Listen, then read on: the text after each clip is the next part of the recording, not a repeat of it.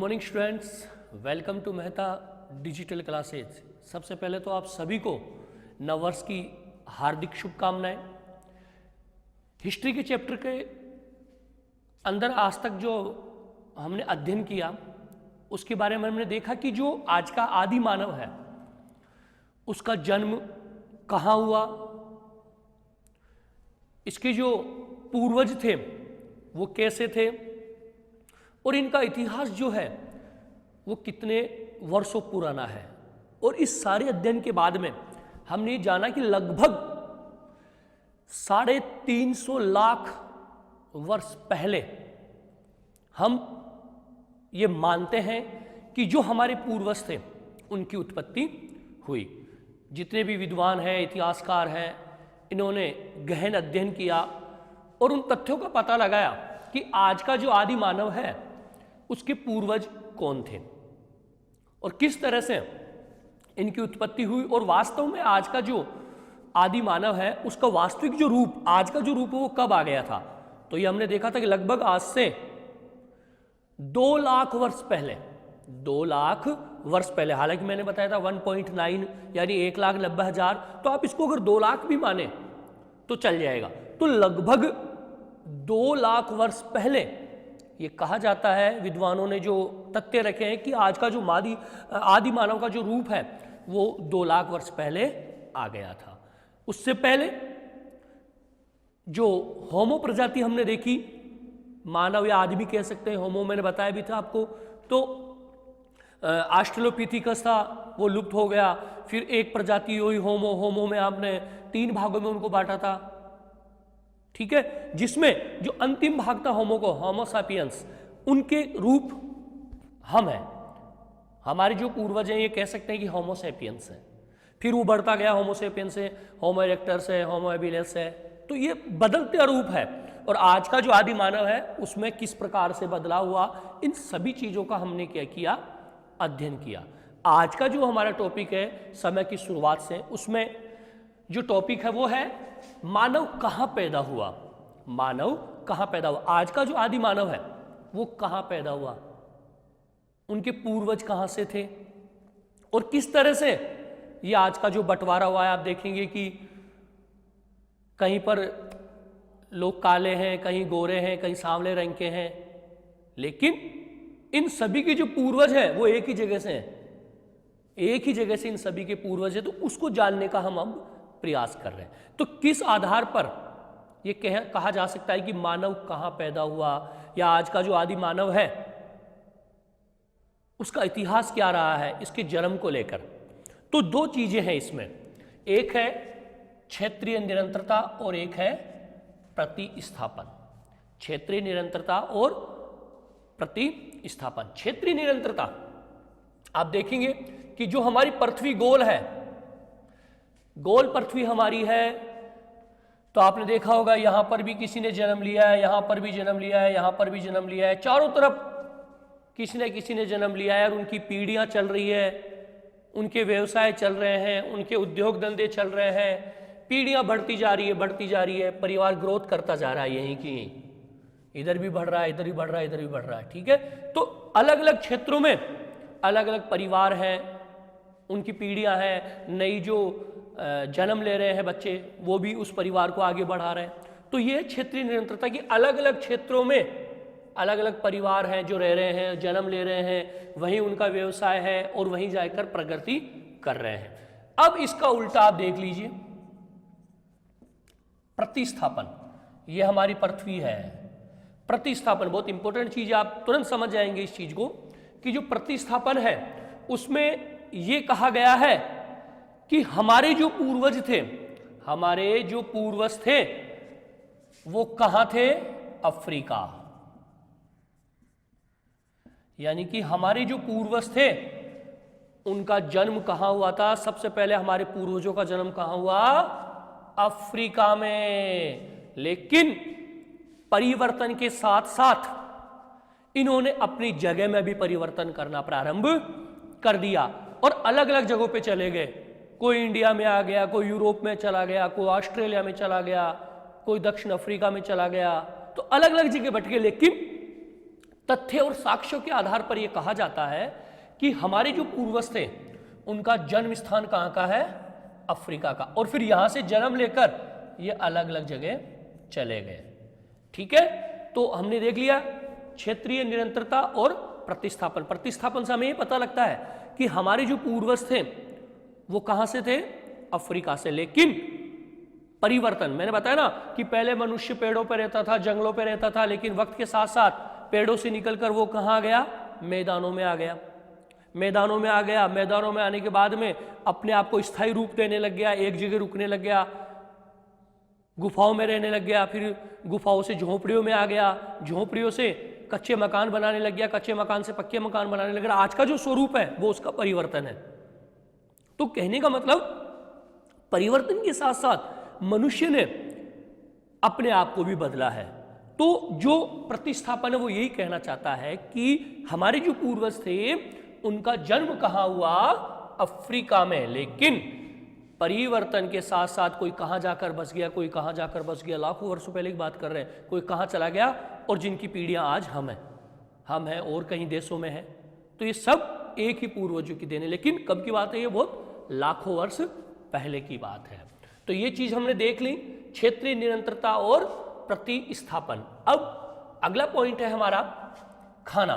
जो आदि मानव है, खाना कह दो या भोजन, आदि मानव का जो खाना या भोजन है वो क्या होता था।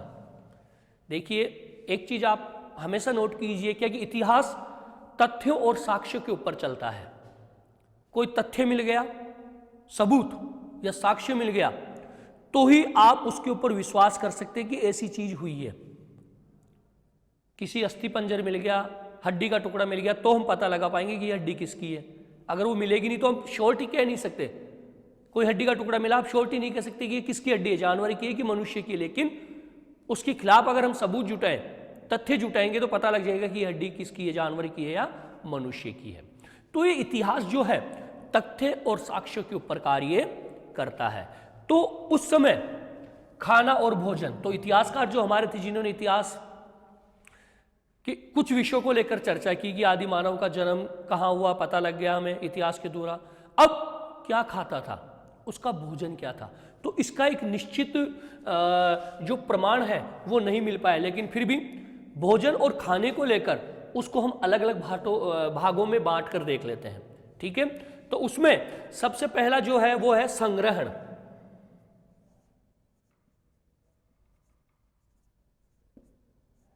सबसे पहला क्या है, संग्रहण।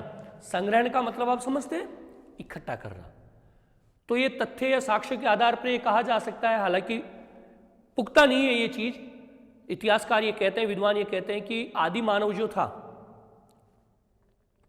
वो अपने खाने के जो सामान होता था या सामग्री होती थी उसका संग्रहण करता था, यानी इकट्ठा कर लेता था और फिर उसको खाता था। 1-2 दिन, 4-5 दिन, 7-8 दिन तक इकट्ठा कर लिया, फिर उसको खाता था। चाहे वो फल हो, सब्जी हो, हालांकि सबूत नहीं मिलता है उस समय सब्जी होगी भी तो ना वो जानता था काटना ना उसको बनाना। लेकिन एक तथ्य कहते हैं, एक इतिहास के तौर पर हम बात कर रहे हैं, हो सकता है सब्जी का इस्तेमाल करता हो, कच्ची खाता होगा, उसके बाद में पेड़ों पर रहता था, पेड़ की छाल है, पेड़ से मिलने वाले कई ऐसे पदार्थ थे जिनको वो खाने के काम में लेता था, और शायद हो सकता है कि वो इनका क्या करता था, संग्रहण करता था, ताकि अधिक समय तक वो इनका उपयोग कर सके। दूसरा अब क्या आता है, शिकार। जो हमारे इतिहासकार जो विद्वान है उन्होंने इस चीज को माना है कि आदि मानव शिकार करता था। लेकिन जो होमोनिड थे, होमोनिड जो थे, होमोनिड के लिए इनकी ये राय थी कि होमोनिड शिकार नहीं करते थे, ये करते थे अपमार्जन। होमोनिड शिकार नहीं करते थे, ये करते थे अपमार्जन। और अपमार्जन का मतलब आप समझते हैं, बचा कुचा खाना। अपमार्जन का मतलब है बचा कुचा खाना, यानी कि अगर किसी शेर ने शिकार किया, शिकार करने के बाद में अगर जिस जानवर को मारा है या उसका शिकार किया है उसके बचे हुए अंश बच जाते हैं कुछ, चाहे उसकी हड्डियां हो या उसका मांस हो, वो अगर बचा हुआ है तो उस बचे हुए को खाना, वो कहलाता है अपमार्जन। यानी कि बचे हुए जो मांस हो या हड्डी हो या कोई भी सामग्री अगर बच जाती है तो उसका इस्तेमाल करना अपमार्जन कहलाता है। तो होमोनिड के लिए कहा गया कि होमोनिड शिकार नहीं करते थे, होमोनिड शिकार नहीं करते थे, वो केवल क्या करते थे, अपमार्जन, अर्थात बची हुई जो भी सामान है उसका वो इस्तेमाल करते थे, बचे हुए का इस्तेमाल करना। और फिर उसके बाद में थोड़ा वक्त बदलता गया, ये तथ्य भी सामने आए कि अब होमोनिड शिकार करने लग गए, होमोनिड शिकार करने लग गए। जैसे 5 लाख वर्ष, ये तथ्य बता रहे हैं कि जो 5 लाख वर्ष है, आज से 5 लाख वर्ष पहले इसके सबूत मिले हैं, 5 लाख वर्ष पहले इसके सबूत मिले हैं कि होमोनिड क्या करने लग गए थे, शिकार करने लग गए थे। बॉक्सो ग्रोव एक जगह है, बॉक्सो ग्रोव, ठीक है, बॉक्स ग्रोव, जो कि दक्षिणी इंग्लैंड,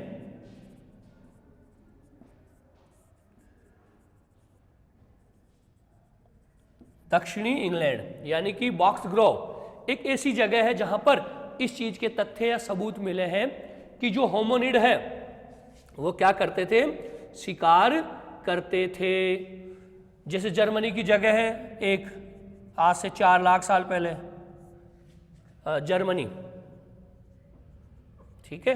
तो ये तथ्य जुटा रहे हैं, सबूत कि वास्तव में शिकार भी करते थे कि नहीं करते थे। तो पहली जगह हमने पता कब चला कि आज से 5 लाख वर्ष पहले जो होमोनिड थे वो क्या करते थे, शिकार। इसके तथ्य या सबूत मिले हैं कहां पर, बॉक्स ग्रोव, जो कि कहां पर है, दक्षिणी इंग्लैंड में। और 4 लाख वर्ष पहले भी एक तथ्य मिले हैं, सुनिंजन, जो कि जर्मनी में जगह है, सुनिंजन, ठीक है। यहां पर भी इसके तथ्य, इनके शिकार के तथ्य मिले हैं।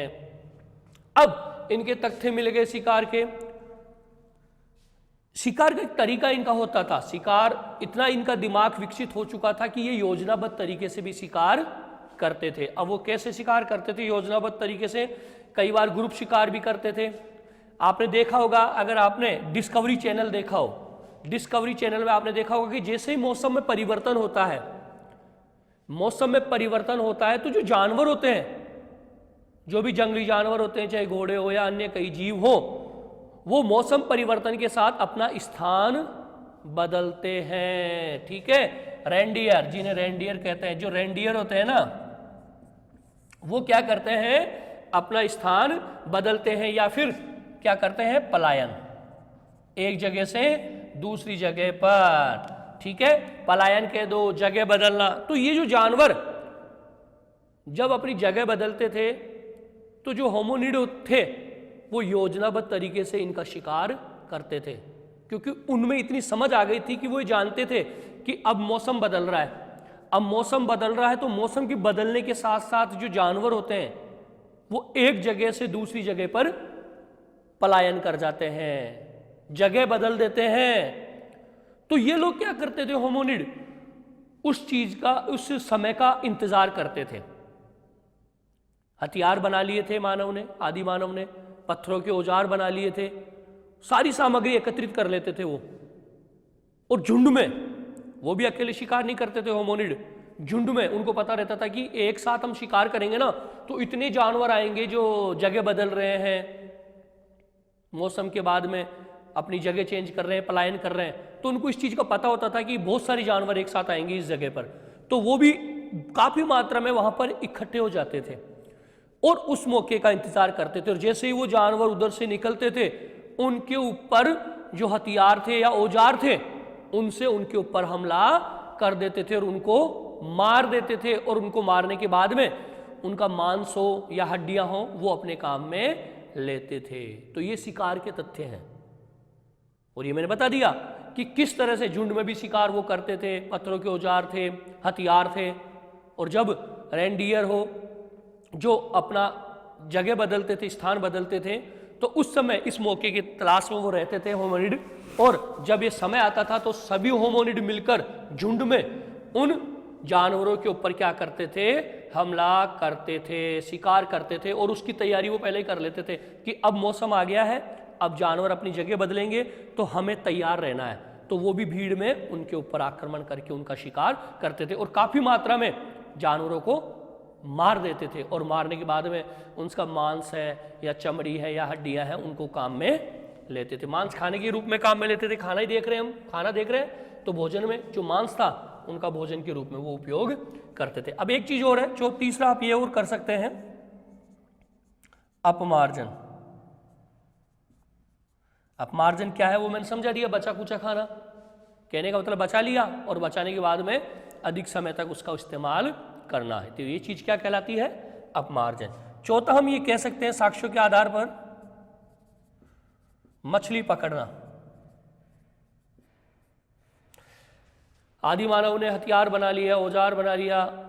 अब मैंने आपको बताया था कि जो नदी घाटी सभ्यताएं हैं, मनुष्य ने अपने आप को एक जगह स्थायी रोकना प्रारंभ कर दिया, और जो नदी घाटी सभ्यताएं हैं वो इसका प्रमाण है कि मनुष्य की जो सभ्यता का विकास हुआ वो नदी घाटी के किनारे ही हुआ है। जंगलों से निकल के आ गए, गुफाओं से निकल कर आ गए, और कहाँ आ गए, मैदान में। और मैदान में कहाँ पर, जहाँ पर नदियाँ हैं, तो वहाँ पर आकर स्थायी रूप से ये बसने लग गए। और जब बसने लग गए तो यहाँ पर ये क्या करने लग गए, मछलियों का शिकार करने लग गए, मछलियों को पकड़ने लग गए। किसके लिए, खाने के लिए। तो मछली भी इनके भोजन के रूप में काम में आती थी। तो ये चीज हो गई है इनका खाना, ठीक है। मानव कहाँ पैदा हुआ ये हमने देख लिया। अब उसके बाद में उनका खाना या भोजन, कि भोजन का प्रकार किस तरह से वो करते थे, चाहे संग्रहण हो या फिर शिकार हो या अपमार्जन हो या फिर मछलियां पकड़ना हो। तो ये इनके भोजन के रूप में हमने देख लिया है। अब है अगला टॉपिक, पेड़ों से गुफाओं तक, यानी आदि मानव पेड़ों से गुफाओं तक। पता है पहले आदि मानव कहाँ रहता था, पेड़ों के ऊपर जंगल में रहता था, लेकिन हिमाच्छादन हुआ, बर्फ गिर गई, पेड़ पौधे नष्ट हो गए, पूरी वनस्पति नष्ट हो गई, तो उसको अपनी जगह चेंज करनी पड़ी, और वो कहाँ आ गया, नीचे मैदानों की तरफ, पहाड़ों में आ गया। कहाँ पर, गुफाओं में। गुफाओं से निकलकर कहाँ चला गया, झोपड़ियों में चला गया। और फिर झोपड़ियों से क्या क्या रूप परिवर्तन हुआ वो हम सभी के सामने है। तो इस टॉपिक में हम देख रहे हैं आदि मानव पेड़ों से गुफाओं तक, यानी कि पेड़, ठीक है, यहां से इसका सफर स्टार्ट हो गया यहां तक, ये गुफा, ठीक है। परिवर्तन के साथ साथ, मैंने कहा ना, परिवर्तन के साथ साथ सब कुछ बदलता चला गया। शिकार भी कम हो गया, कपड़े भी पहनने लग गया, हथियार भी नए रूप बनाने लग गया, अपनी जगह भी उसने परिवर्तन कर ली। तो पेड़ों से गुफाओं तक, पहले पता है आपको आदि मानव कहाँ रहता था, पेड़ों के ऊपर रहता था, पेड़ों पर अपना जीवन यापन, सारे जो कार्य थे वो अधिकतर पेड़ों पर रहकर वो करता था। लेकिन परिवर्तन के साथ साथ उसने अपनी जगह भी परिवर्तित करना प्रारंभ कर दिया। और इस चीज के तथ्य मिलते हैं कि पेड़ों से निकलकर मनुष्य सीधा कहाँ आया, गुफाओं में आ गया। और इसके तथ्य कहाँ मिलते हैं, ओलोर्गे साइली,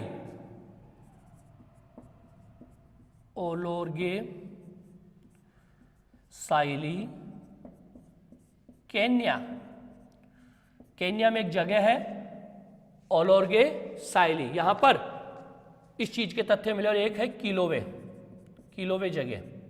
तो यहां पर इस चीज के तथ्य मिले हैं कि जो आदि मानव था वो पेड़ों से लेकर गुफाओं तक आया है। और इस रास्ते में जब पेड़ों से गुफाओं तक आया तो यहाँ पर काफी पत्थर मिले हैं, पत्थर या औजार नुमा कुछ ना कुछ मिला है।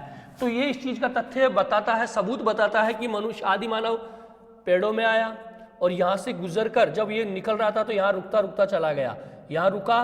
और इस चीज के तथ्य या सबूत क्या मिले, औजार, पत्थर, बनावटी पत्थर, जिससे पता लगता है कि यहाँ पर कभी कोई मनुष्य रुका होगा।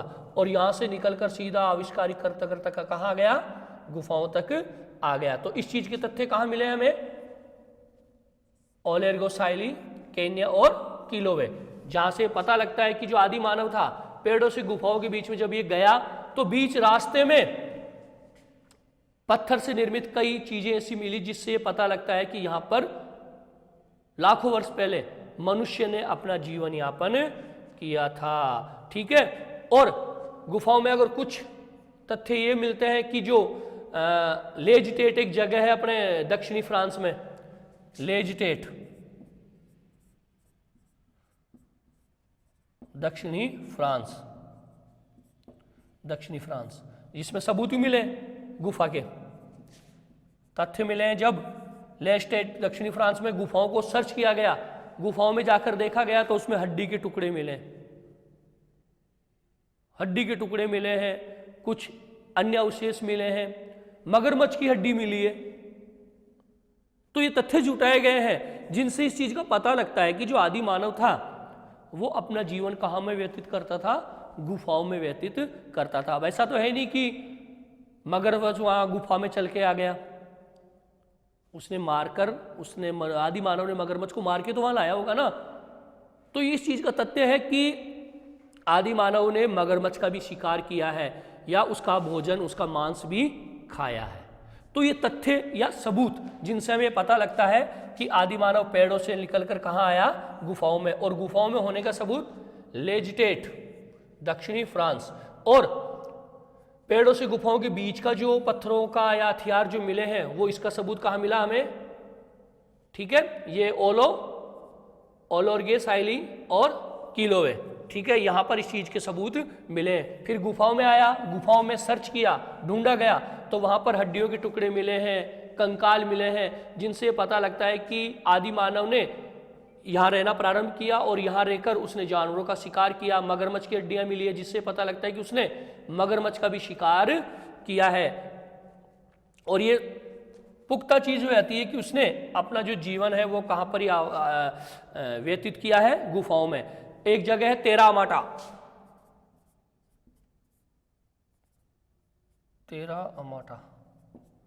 ठीक है, यहां पर क्या सबूत मिले हैं, झोपड़ी के,